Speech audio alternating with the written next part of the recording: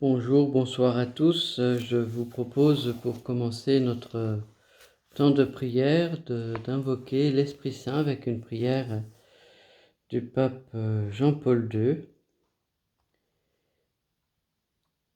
Donne-moi l'Esprit. Je te demande le don de ta sagesse, de la sagesse, pour une meilleure compréhension de toi et de tes divines perfections.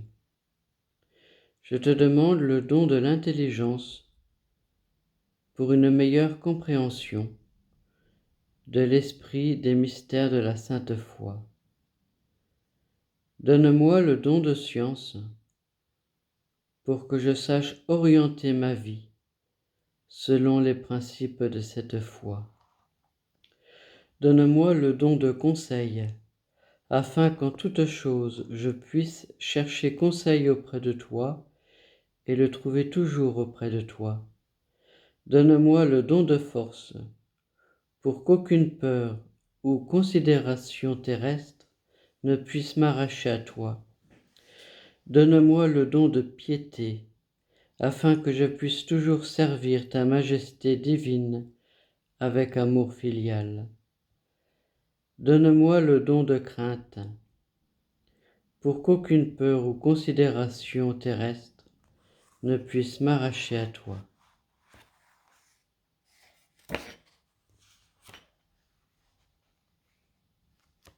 Au nom du Père, du Fils et du Saint-Esprit. Amen. Prions. Accorde-nous, Seigneur, de trouver notre joie dans notre fidélité, car c'est un bonheur durable et profond de servir constamment le Créateur de tout bien. Par Jésus le Christ, notre Seigneur. Amen.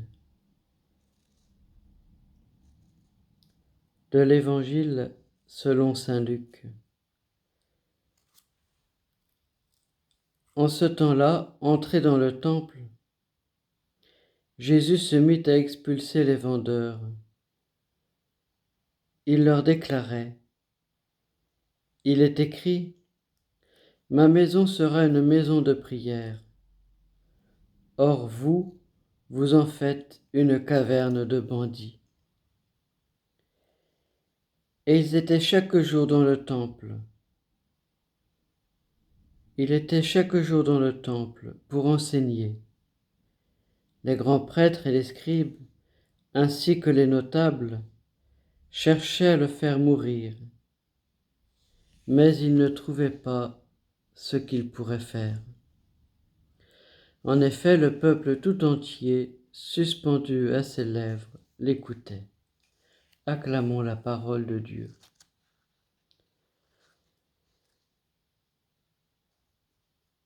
En relisant cet évangile, je me disais qu'il y avait comme un fossé entre ce temple qui était devenu la caverne de bandits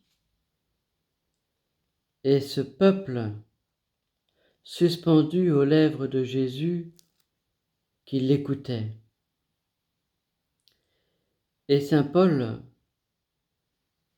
nous a dit, après coup dans ses lettres, que le temple de l'Esprit Saint, c'est nous, c'est notre corps, c'est notre vie.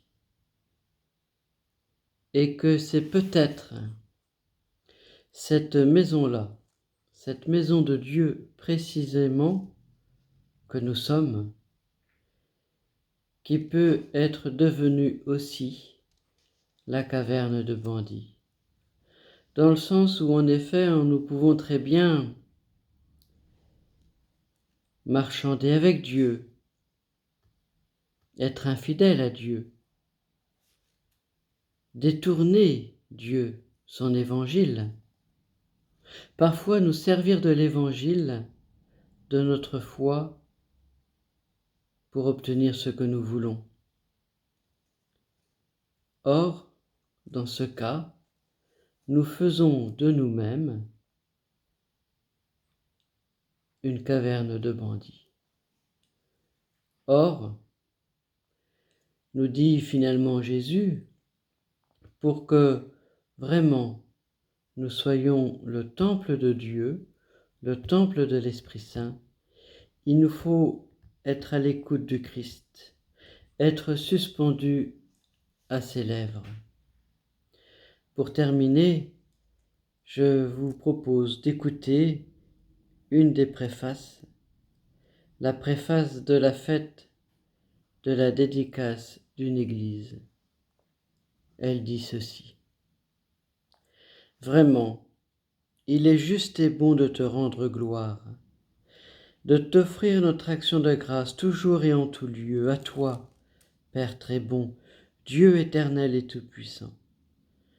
Dans ta bonté pour ton peuple, tu veux habiter cette maison de prière, afin que ta grâce toujours offerte fasse de nous un temple de l'Esprit, resplendissant de ta sainteté.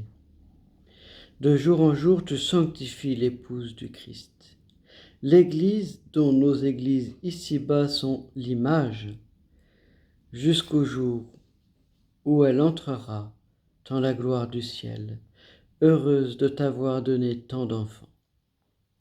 C'est pourquoi avec les anges et tous les saints, nous chantons et proclamons « Saint, Saint, Saint est le Seigneur, Dieu de l'univers. » Notre Père, qui es aux cieux, que ton nom soit sanctifié, que ton règne vienne, que ta volonté soit faite sur la terre comme au ciel. Donne-nous aujourd'hui notre pain de ce jour.